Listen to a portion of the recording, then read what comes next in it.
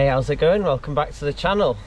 It's so windy, I've just had to duck in this little, well, it says it's a footpath, some stairs up there, just so you can hear me. So today should be an interesting one. I've just got the train to Marsden and I'm walking down to the Standedge tunnel. So the Canal Rivers Trust have opened it up this weekend for people to canoe through it. It's 3¼ miles under the Pennines and it comes out at Diggle, which is like Oldham. I'm not sure how well I'm going to film it because I'm obviously going to be in a dark tunnel for 2 hours. But I've got a head torch, I've got a head mount for the camera. Could be an amazing video, could be really not amazing, but we shall see. It's going to be exciting anyway. I think it's going to be cold, but we'll see what happens. It's going to be an interesting one anyway.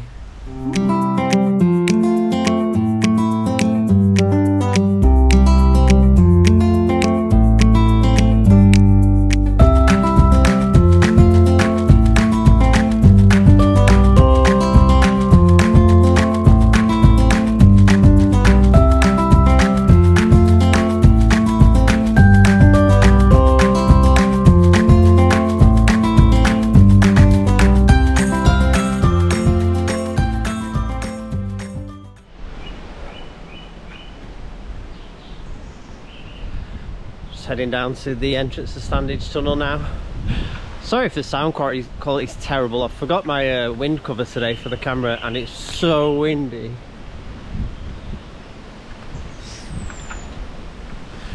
Although I can't imagine there's going to be a lot of wind sort of half a mile under the Pennines. So.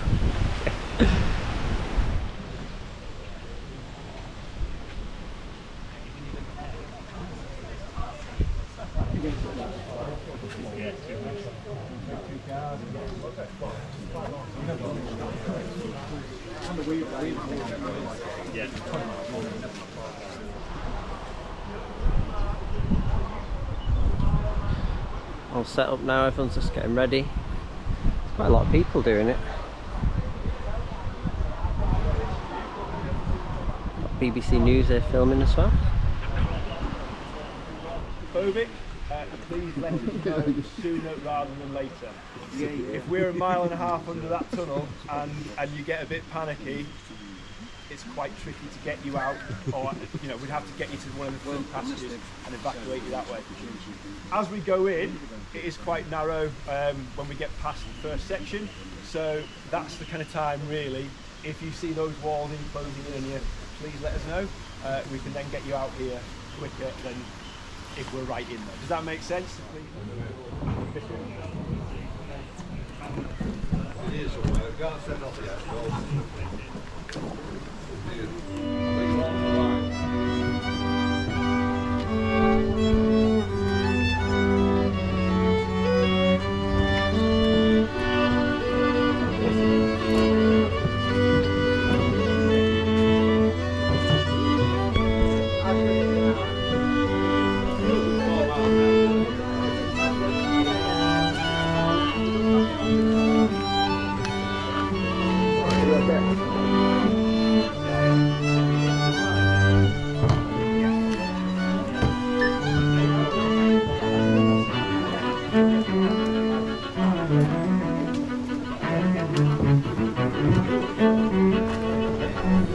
A lot of midges.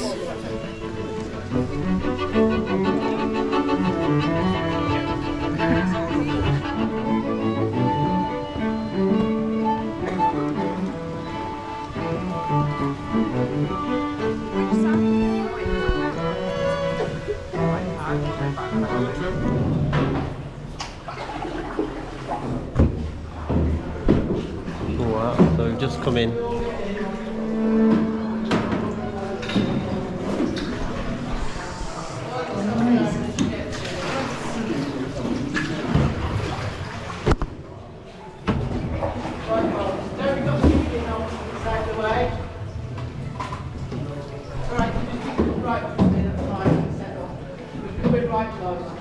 Sorry, I do apologise.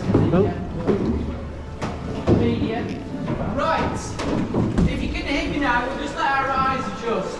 So you can see we've got different sizes, different types of arches, or different periods of construction. You will see old brickwork, is the original stuff from the 1790s, early 1800s. You'll see the modern red brick, which was the repair done in 2001. Okay, you'll see that they did different patches. They spent about £7 million on repair of this tunnel in 2001. In some places they've got spray concrete. In this first bit, a lot of it was lined with stone. And then just as we get along, you'll see rather than this, they went to cheaper jack arches, which is where they just put supported arches into the roof but left natural gas. It was cheaper, but it does mean that that's sometimes where you get a little bit of rockfall. Really cool. We've got 3¼ miles of this. Sounds like we're about to get wet.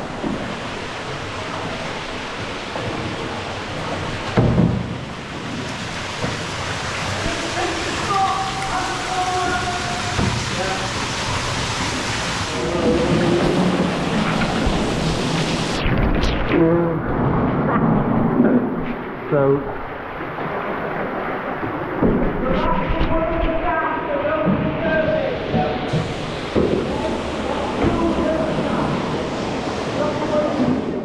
natural rock showing now. It's pretty chilly here. That was the professional thing. Not sure how far I actually am. I'm going to go half an hour. I'm guessing about a mile. But they cannot see me at all. Yeah. Okay, what there was, there's also a tunnel that goes through to the left, that goes through one of the farms. They can bring on the spotlight. Coming close, we get another one alongside if you want. Make it easy for me to just chat to people, arcs of the people that used to go in. So they used to have what was called a star drill, which was about 1.5 meters long, star-shaped little bit on the end. Somebody would have it on their shoulder, and somebody would be swinging a sledgehammer to hit the end of the bar. And then every hit, he'd do a quarter turn. So the person behind would have a rhythm going and he would do a quarter turn and just hope he didn't miss. Otherwise, he would get one in the head. And they didn't have any helmets in those days. So they used to go about 1.5 meters in, pack it with gunpowder, do several of them. And then they used to stand back all of 25 feet, which was the regulation safe distance, and then set it off. Because that was deemed the official safe distance, so you can imagine A, the amount of flying debris, B, the amount of dust, because they'd give it a minute.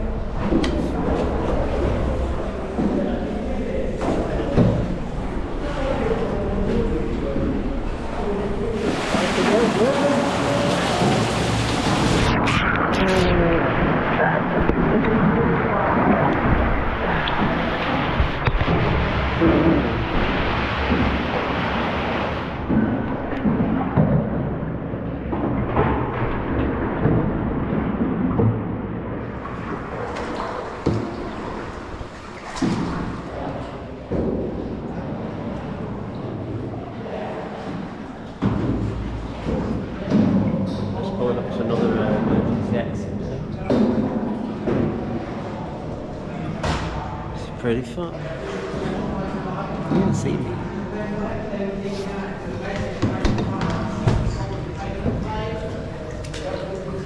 A bit of delayed funding to actually pay for it all, to actually allow it to be open again.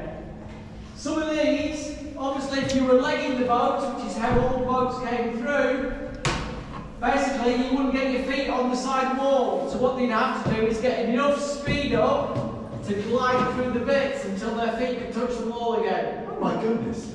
Okay? Other than that, they would have to punt off the back of the boat, and a fully laden boat would take quite a lot of effort to shift. Remembering that basically it would only be the fellow left on the boat, the wife and children were usually taking the horses over the top of the hill to meet them on the other side. So, professional leggers got paid 1 shilling and 6pence to get through this tunnel, one direction. And it used to take about 1 hour and 20 with an unladen boat and 3 hours with a laden boat. So they could do 2 trips in a day. But a bit of a rough life, because all they were basically having a candle in the middle of the plank. that they were working off, and they would just be lying on whatever clothes they had on. It's opening out quite a bit now. We're on 2/5 of the way through. I don't know if you can even hear me.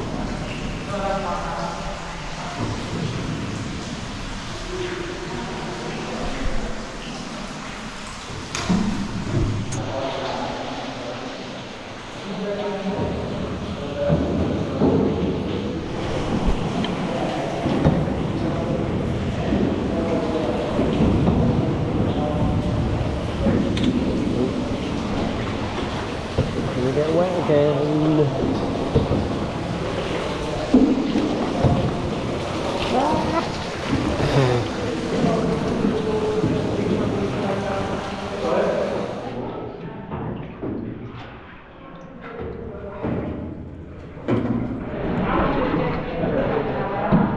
So I've actually been in here about an hour and 25 minutes, which is crazy.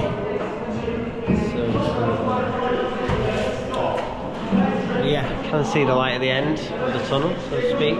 Still quite far, but we're on the way. Okay.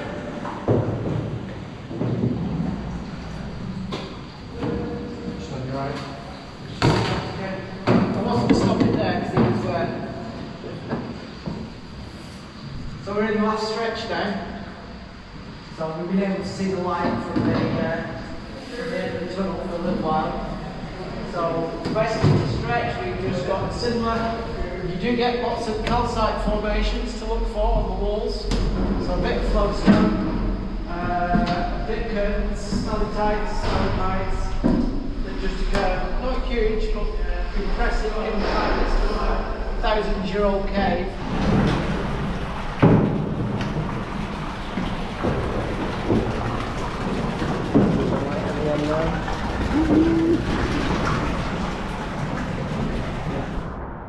Get really close to the end now. Just heard a train go by from the parallel tunnel.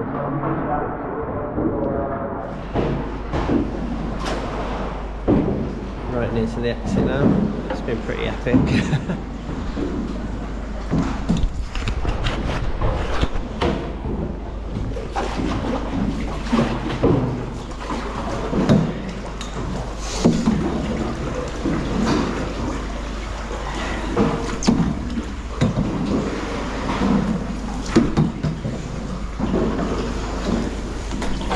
It's gonna be bright.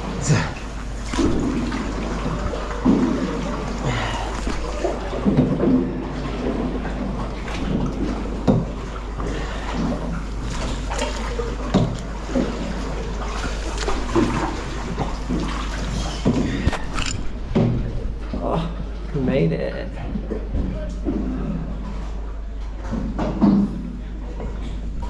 Woo.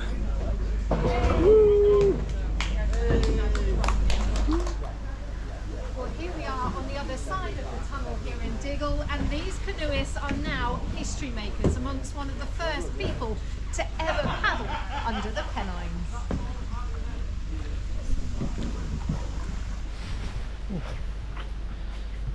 I've done it. It took an hour and 45. It's quite a slog actually. It was a bit tiring on the arms, but more tiring on like mentally, because an hour and 45 just going straight through a dark tunnel. It's pretty tough. But yeah, it's been really good. Thanks for tuning in. See you again soon.